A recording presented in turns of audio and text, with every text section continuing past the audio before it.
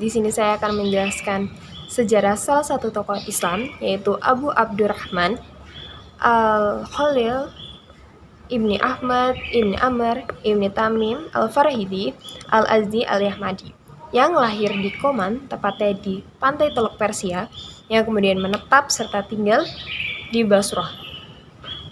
Beliau terkenal sebagai Bapak Ilmu Arut dan Kofiah dikarenakan beliau merupakan seorang cendekiawan dari Basrah, Irak, yang hidup di era Islamic Golden Age, yang kemudian beliau terkenal sebagai salah satu pencetus ilmu arut serta penyusun kamus bahasa Arab pertama. Murid Al-Khalil yang paling populer adalah Sibawayh. Karya Sibawayh dalam ilmu bahasa Arab mencerminkan keakrabannya dengan Al-Khalil. Sebagian besar informasi tentang kaidah kebahasaan yang dikutip oleh Sibawayh dari Al-Khalil. Selain Sibawayh, murid-murid Al-Khalil antara lain Al-Ashmu'i, Al-An-Nadr bin Shumail. Ulama-ulama yang lahir di tangan Al-Khalil menunjukkan kepakarannya, khususnya dalam ilmu kebahasaan. Masa kecil Al-Khalil sendiri banyak dihabiskan dengan mempelajari bahasa Arab serta hadis Nabi maupun qiraah dari ulama-ulama besar pada zamannya. Ulama yang banyak mentransfer ilmu padanya yaitu Abu Amr Al-A'la. Selain banyak mempelajari dari ulama, beliau juga sering melakukan perjalanan ke badiah-badiah untuk belajar serta mendengar langsung bahasa Arab yang masih murni dan fasih. Selain dikenal sebagai seorang yang zuhud dan ifah, beliau juga dikenal sebagai seorang yang cerdas dan tekun dalam menuntut ilmu. Hasil dari ketekunannya itu, kelak beliau menjadi ulama yang dijadikan sebagai tolak ukur dalam ulama lainnya dalam bahasa Arab maupun nahwu shorof dan syair. Beliau merupakan salah satu ulama pertama yang menemukan ilmu arut serta ulama pertama yang menemukan atau menciptakan harokat di dalam bahasa Arab. Serta beliau merupakan sarjana pertama yang menciptakan ma'jum atau yang biasa kita sebut sebagai kamus bahasa Arab. Menurut pandangan Asy-Syirazi sendiri yang telah dikutip oleh As-Suyuti, hampir sebagian besar karya Sibawayh itu merupakan pandangan dari Imam Khalil yang merupakan sebagai gurunya.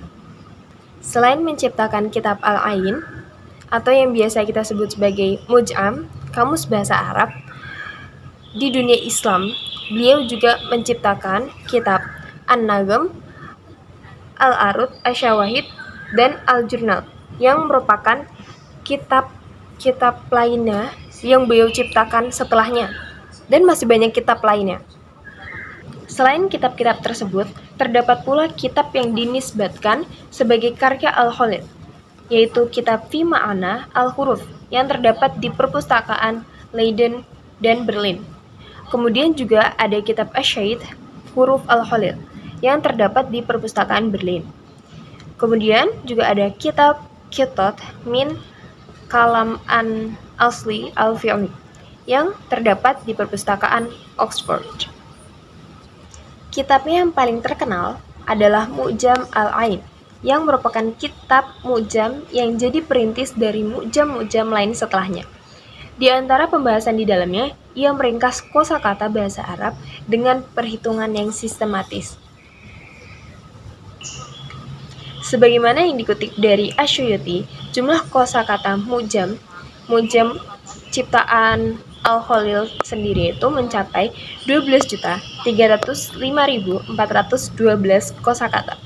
Hanya saja, Al-Khalil tidak merinci berapa kosakata yang banyak digunakan, atau yang biasa disebut mustakmal, dan yang jarang digunakan, atau nama lainnya itu muhmal. Para ulama sepakat bahwa Mu'jam Al-Ain merupakan salah satu persembahan terbaik Al-Khalil kepada dunia kesusastraan Arab, khususnya bagi masyarakat yang ingin belajar bahasa Arab itu tersendiri. Dan pastinya akan sangat membantu sekali dengan adanya Mu'jam atau kamus bahasa Arab tersebut. Beliau sangat berkontribusi besar dalam mengajarkan kehidupan sederhana, serta dalam penyebaran ajaran tasawuf. Bahkan, beliau juga turut berkontribusi dalam pembangunan Ka'bah bersama putranya Ismail. Dengan ajaran kesederhanaan itu sangat membantu bagi orang-orang yang ingin tamak terhadap harta atau hal-hal lainnya. Dan di sini pandangan saya terhadap Imam Al-Khalil yang mengenai kehidupan duniawi yang hanya sementara itu, saya sangat setuju. Karena beliau berpendapat bahwa kehidupan duniawi hanya sementara dan kehidupan akhiratlah yang kekal.